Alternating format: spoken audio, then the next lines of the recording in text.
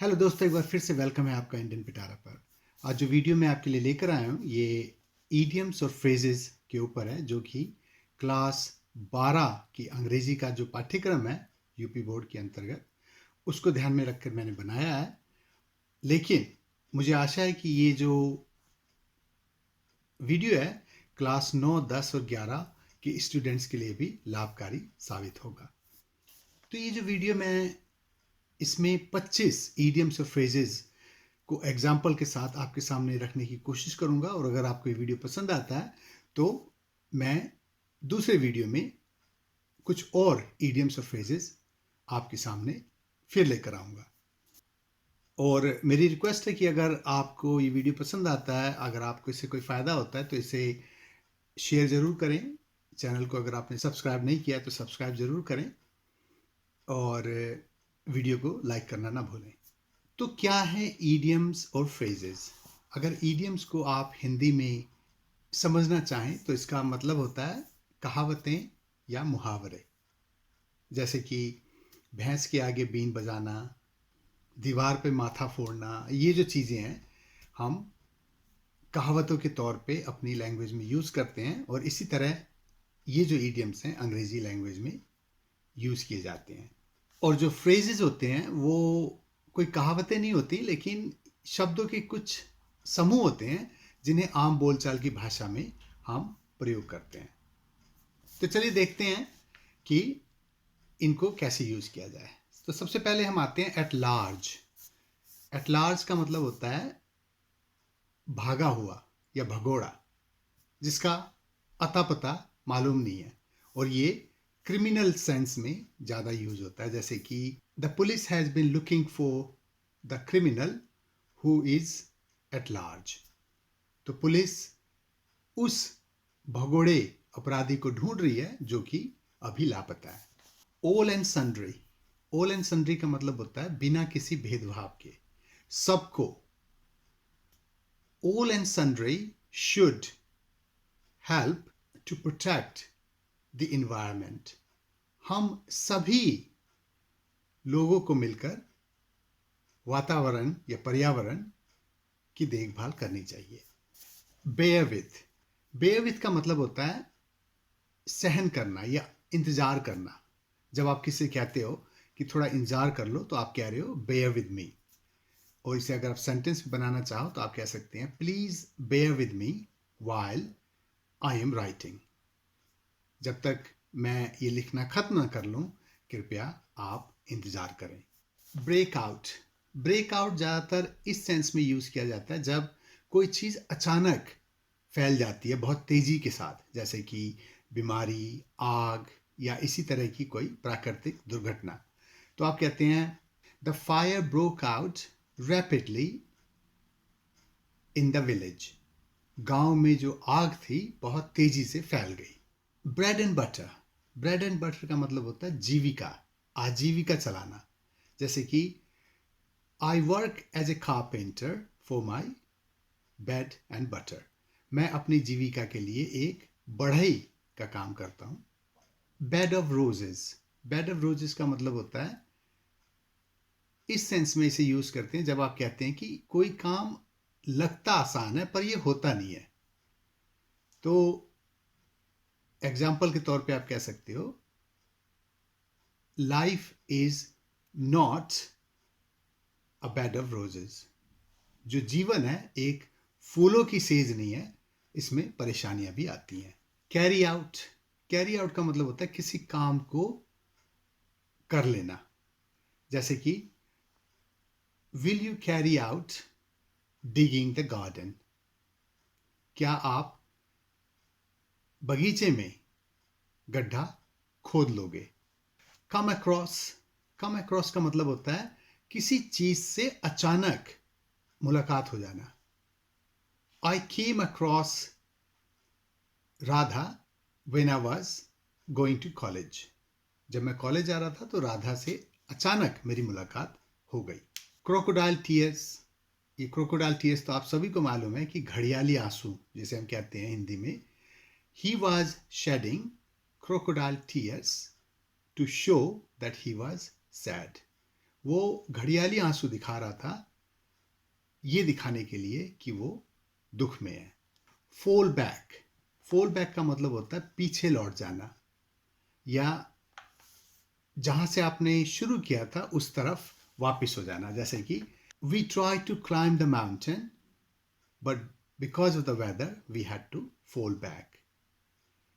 हम पहाड़ चढ़ने जा रहे थे लेकिन मौसम की खराबी के कारण हम फिर वापस आ गए। लुक फॉर, लुक फॉर का मतलब होता है देखना, जैसे कि किसी को ढूंढना।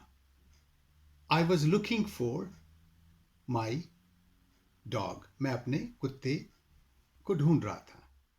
Put up with, put up with का मतलब होता है किसी को सहन करना।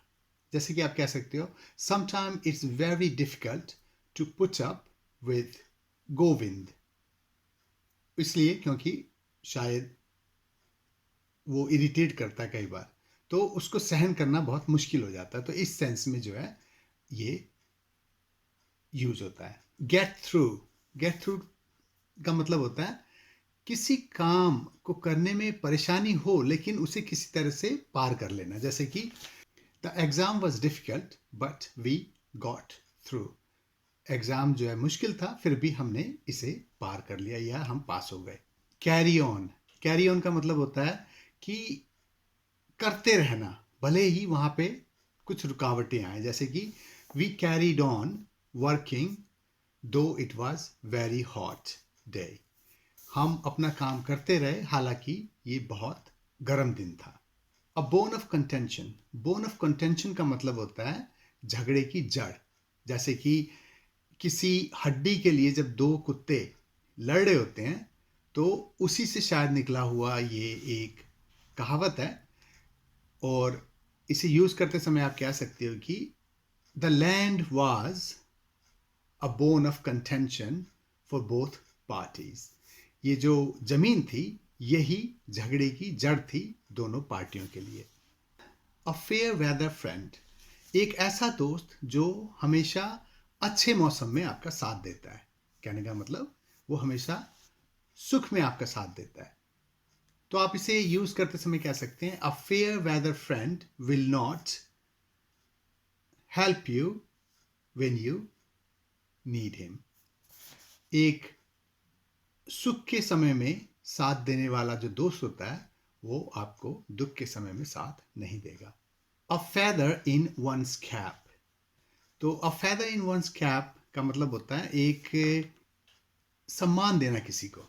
जैसे कि to play in Indian cricket team was a feather in the players cap, तो क्रिकेट टीम जो भारतीय है उसमें भाग लेना या खेलना उस खिलाड़ी के लिए एक सम्मान की बात थी या है। अ नैरो स्केप, बहुत बाल बाल बचना, तो आप इसे कह सकते हो we had a narrow escape when the car nearly hit us. A wild goose chase, किसी ऐसे चीज के पीछे लगना जो कि मतलब पॉसिबल ही नहीं है। वाइल्ड गूस का मतलब एक जंगली बत्तख को मारने की फिराक में जाना, जैसे सेंस में इसका यूज होता है। तो जैसे कि to cover a distance of 200 kilometres in an hour was a wild goose chase, 200 kilometre की यात्रा सिर्फ 1 घंटे में करना एक इम्पॉसिबल काम था। अबव बोर्ड का मतलब होता है ईमानदार होना। I like Ramesh because he is always above board, मुझे रमेश पसंद है क्योंकि वो हमेशा उसके जो एक्शंस हैं जो काम है वो ईमानदार होते हैं। एट डैगर्स ड्रोन, शत्रुता होना, जैसे कि होता है ना डैगर्स का मतलब होता है चाकू, तो चाकू निकाल लेना, तो ऐसे सेंस में इसका यूज होता है। They used to be very good friends, now both of them are at daggers drawn, अब जो है दोनों दुश्मन है। In black and white, in black and white का मतलब होता है लिखित रूप में। He was given his job letter in black and white, तो उसकी जो नौकरी का पत्र था या चिट्ठी थी उसे लिखित रूप में उसे दिया गया। इन ए नटशैल, इन ए नटशैल का मतलब होता है एक एक सार के रूप में, एक समरी के तौर पे अगर बोला जाए, जैसे कि in a nutshell I will say that I am not happy. अगर मैं सीधी सादी बात करूं आपसे तो मैं खुश नहीं हूं, इन a नटशैल। 9 days wonder, 9 days wonder का मतलब होता है जैसे कि हम कहते हैं 4 दिन की चांदनी फिर अंधेरी रात। The school holidays were just 9 days wonder.